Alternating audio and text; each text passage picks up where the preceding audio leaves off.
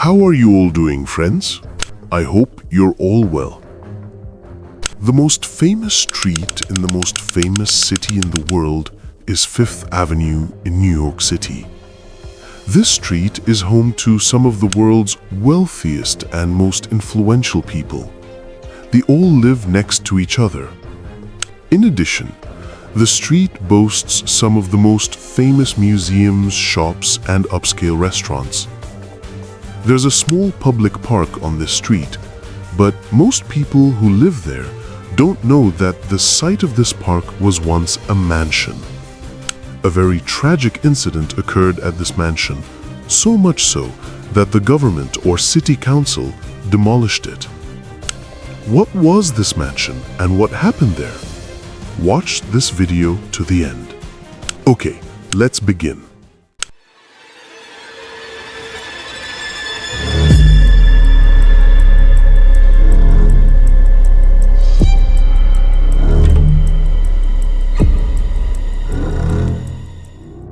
After midnight on March 9th, 1947, a man slipped through the front door of the Brownstone mansion on Fifth Avenue in New York City. This man was 61 years old and his name was Langley Collyer. He was an architect, a very famous pianist, and extremely wealthy. But despite his wealth, his clothes were very ordinary. He didn't dress like the rich. A stranger would have mistaken him for a poor man. This man, Langley, was leaving the mansion trying to stay out of sight. He walked 13 kilometers to the Brooklyn Bridge in New York to get something for his older brother who was bedridden on the second floor. It was a bitterly cold night, so much so that Langley pulled the collar of his jacket up around his neck to keep warm. He also did this to hide his face from the police and neighbors. He walked discreetly until he reached the Brooklyn Bridge. He searched through a trash can or bin under the bridge until he found something. He quickly stuffed it into a large sack, slung it over his shoulder, and returned to the mansion. Several days later, on March 21st, the telephone rang at the police station near the Collyer brothers' home. The officer answered the phone and asked the caller his name. "My name is Charles," he replied. The officer then asked, "What is your report?" The caller responded gruffly, "There's a body in the Collyers' mansion." Although this was a very serious report, the New York City police didn't take any reports about the mansion very seriously. Most of these reports were simply rumors spread by people about the mansion. This was because they believed strange and suspicious things happened there. One of the brothers who lived there would sneak out after midnight, fill a bag with garbage, and return with it. No one knew what he was bringing back. Secondly, the mansion was isolated, and no one knew what went on inside. All the windows were covered with metal or wood, so the residents felt the place was mysterious and eerie. Any word or rumor they heard about the mansion would prompt them to call the police immediately. Every time the police received a report, they would go to the palace to investigate, only to find nothing and return. They grew weary of the constant stream of reports. The officer who received the report at the station from a man named Charles, who claimed there was a body in the palace, responded, "So what makes you think there's a body in this palace?" The caller didn't reply and hung up. The officer didn't want to waste his time sending a force and an investigation team to search the palace for the body, as it might be based on a rumor like the previous reports. So he assigned another officer to investigate, telling him, "Look, if you ever have free time, go and check out that palace and confirm this body story for us." What is this? He said, "If you find yourself with nothing to do, check out that palace." Listen to me. When I was researching the topic and writing a script, I burst out laughing at that sentence.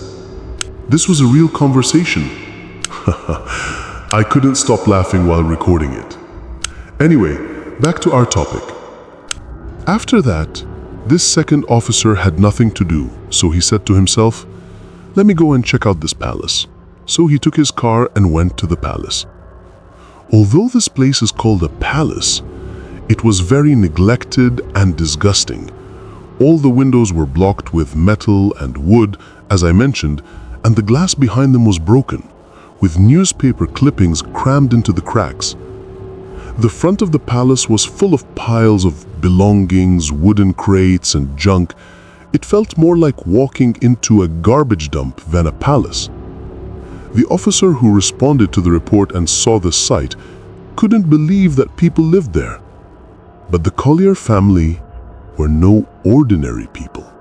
The father, who was the father of the two brothers, was a doctor who took human remains from real people and placed them in glass jars filled with embalming solutions, arranging them on shelves throughout the house. He was an eccentric man who would leave the house carrying a small boat on his shoulder, cross the river, and go to his office dressed in his fine doctor's clothes. When he returned home, he would still carry the same boat on his shoulder. His wife, or mother, had thrown him out of the house because he had turned the mansion into a hospital or resort for patients recovering from tuberculosis. The two brothers grew up in this strange family and inherited the same eccentricities. Despite this, however, they were very successful in life. The eldest brother, Homer, was a genius. At the age of 14, he was accepted to study law at Columbia University. His younger brother, Langley, 5 years his junior, earned top marks in engineering and chemistry. Not only was he a successful scientist and engineer, but he was also a highly talented musician and pianist, performing at the legendary Carnegie Hall in New York. Despite their achievements, the Homer and Langley brothers never married.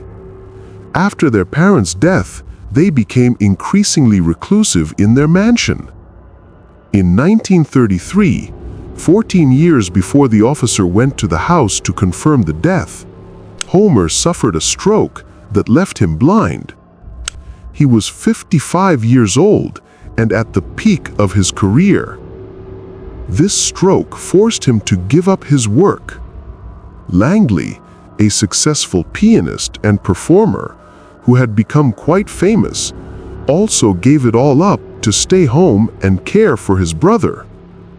From that time on, the brothers lived in the house constantly and never left.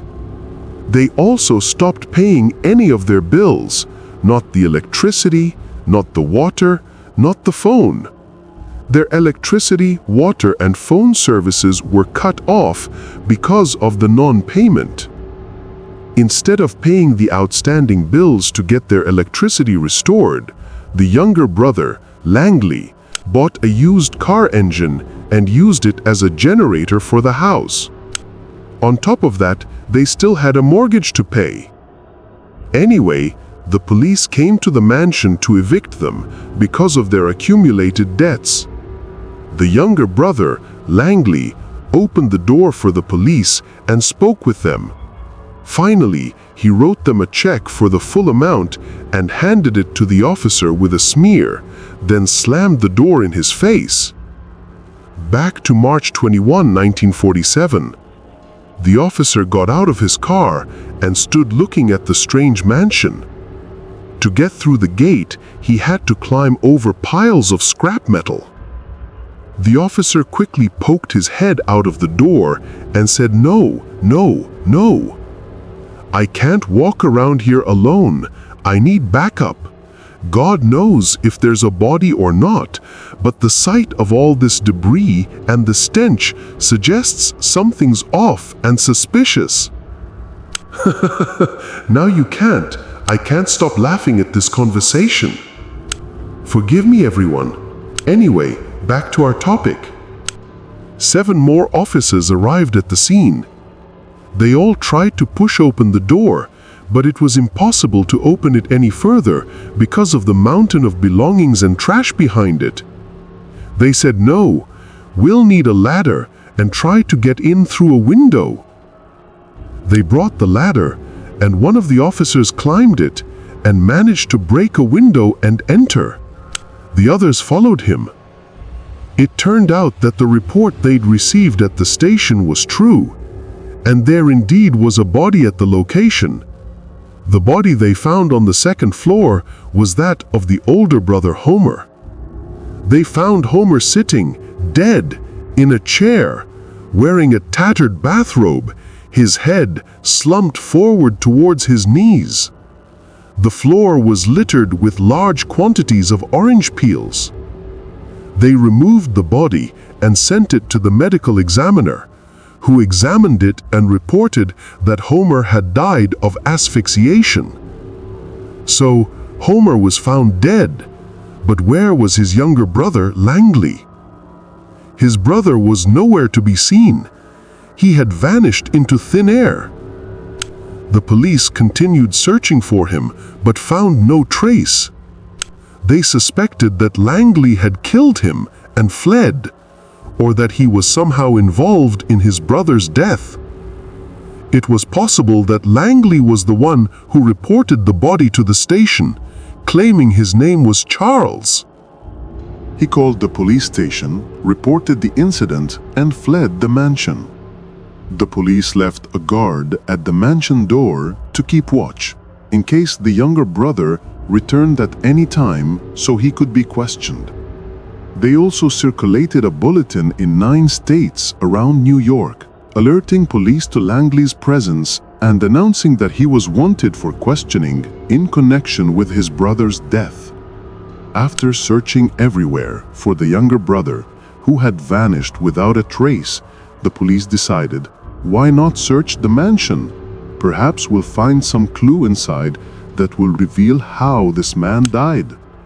Therefore, on April 8, 1947, 18 days after Homer's body was discovered, the police finally found the definitive evidence that closed the entire case. On March 9, when the officer first went to inspect the mansion and broke down the door with his shoulder, unable to fully open it, he discovered that behind the main door was a wall of debris.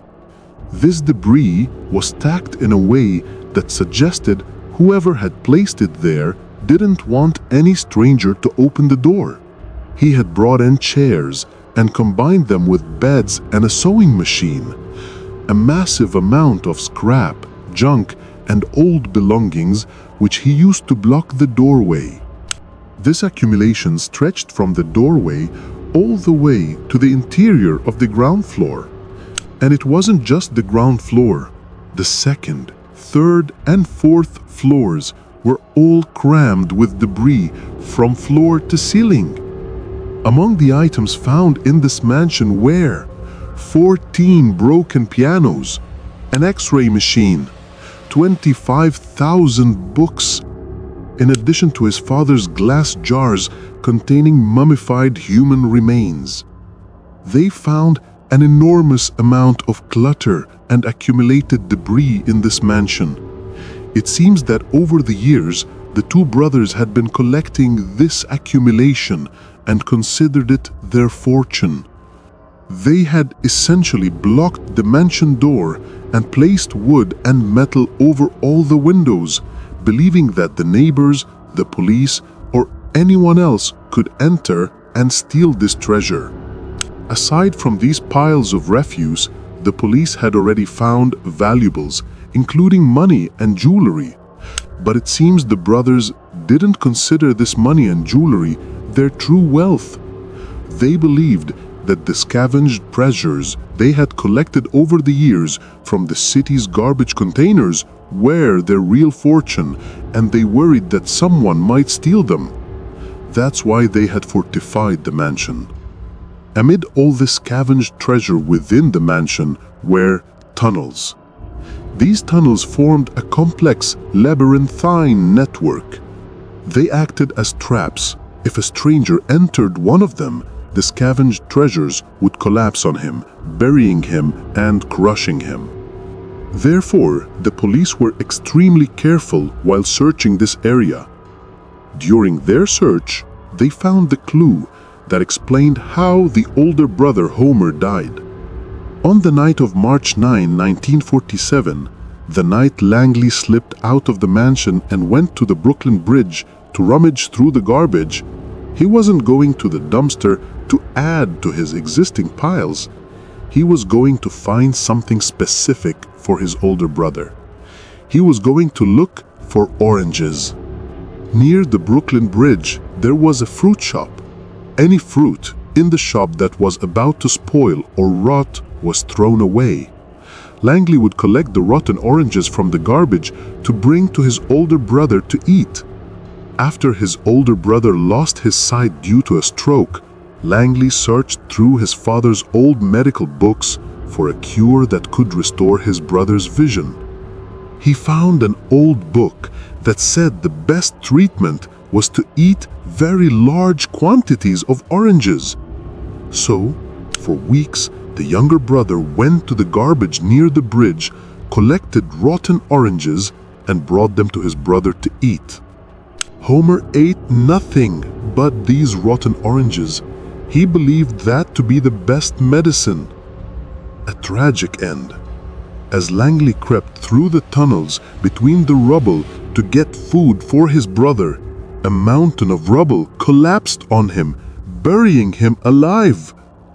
He probably kept shouting to his older brother, who was 3 meters away, for help.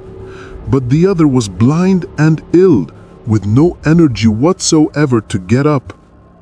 Imagine the state of someone who had been eating only rotten oranges for weeks. It was impossible for the older brother, Homer, to get up from his chair to save his younger brother. Langley likely spent hours and hours screaming for help under the rubble, as his brother was completely helpless. He remained there until the weight of the box and the rubble on top of it crushed him, and he suffocated to death. None of the neighbors, of course, knew what was happening and came to his aid. So the older brother sat there, slowly dying of hunger and thirst. He probably heard the rats gnawing at his younger brother's body under the rubble. The definitive piece of evidence that the police found, and which closed the case, was Langley's femur. It was protruding from the rubble about a meter from where his older brother was found dead. Of course, the police hadn't seen the bone at first because of the large amount of rubble. But after 18 days of searching, they realized that Langley had been there, buried there, and they hadn't known.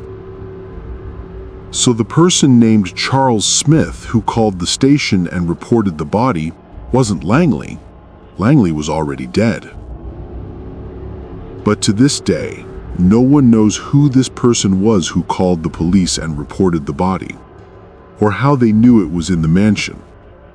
Was he just passing by, smelled a foul odor, crept inside, discovered the body and reported it? No one knows how it happened. After the police discovered the brothers' bodies, and since they had no heirs, the mansion was demolished because it was considered a hazard to the area. Today, the site is a public park called the Collyer Brothers Park. It contains only a few trees and a single bench. Okay, we've reached the end of the video. If you liked it, don't forget to like and subscribe. I apologize for laughing in the middle of the video, but I can't help it because of this. Anyway, see you later. Peace.